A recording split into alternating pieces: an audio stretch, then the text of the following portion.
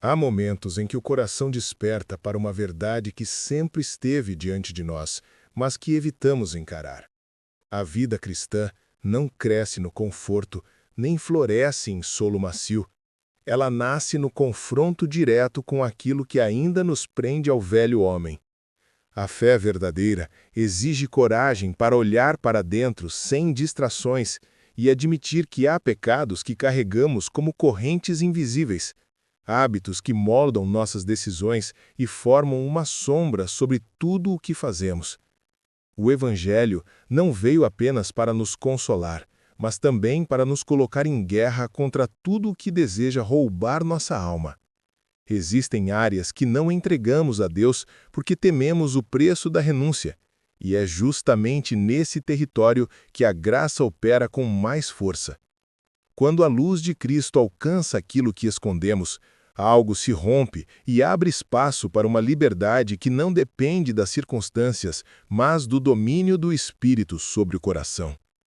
O maior problema humano não é a fraqueza, mas a ilusão de que somos fortes o bastante para controlar nossos próprios desejos. Nos acostumamos a pecados silenciosos que respiram dentro de nós como se fizessem parte da nossa identidade. Normalizamos pensamentos que nos afastam da santidade e justificamos impulsos que revelam o quanto nosso coração ainda necessita ser transformado. A raiz dessa miséria é o orgulho que nos convence de que conseguimos avançar sem disciplina, como se a santificação fosse automática. Há pecados que não gritam, mas sussurram, criando a sensação de que não fazem tanto mal. Porém, são esses sussurros que moldam nosso caráter quando ninguém vê. A alma se acomoda e o pecado ganha território sem resistência. É nesse ponto que muitos cristãos percebem que não retrocederam de uma vez, mas por pequenas concessões que pareciam inofensivas. A ausência de vigilância abre espaço para que o inimigo transforme cada fraqueza em oportunidade de queda. A mortificação é a disciplina pela qual o cristão, pela força do Espírito, enfraquece o pecado que habita em sua carne.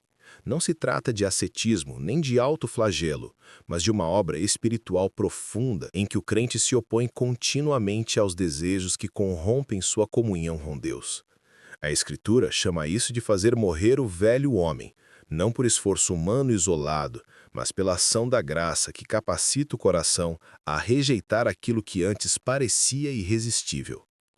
A mortificação não é um evento único, mas um processo diário. É uma guerra na qual o cristão identifica o pecado, confessa sua presença, rejeita suas promessas e se volta para Cristo como fonte de poder.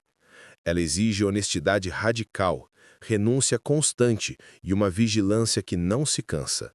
O pecado não é domado pela força de vontade, mas pela dependência real do Espírito que habita em nós e nos conduz a odiar aquilo que antes tolerávamos com naturalidade.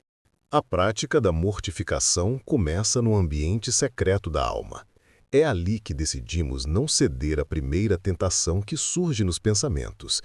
É quando cortamos aquilo que alimenta nossas inclinações, mesmo que pareça exagerado aos olhos de outros. Mortificar é retirar do pecado o ambiente em que ele prospera. É eliminar o que estimula sua força e fortalecer o que direciona o coração para Cristo. Isso envolve hábitos, amizades, rotinas e até o uso do tempo. No cotidiano, mortificação significa vigiar palavras, controlar impulsos e discernir motivações.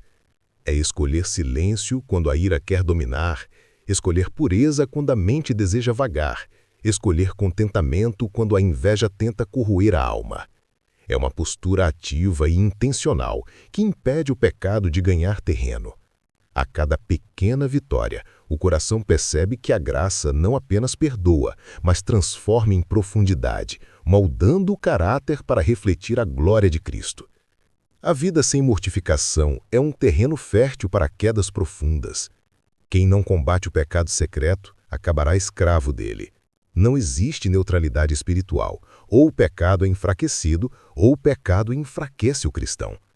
Muitos desanimam porque tentam vencer pela força própria, enquanto o Evangelho declara que somente o Espírito pode quebrar as cadeias do coração. Ignorar essa verdade abre espaço para uma religiosidade vazia, que mascara a alma, mas não a purifica. É preciso dizer com clareza: não há comunhão profunda com Deus enquanto guardamos pecados que amamos em segredo. Eles nos afastam da oração, roubam o vigor da fé e impedem que experimentemos o poder da graça.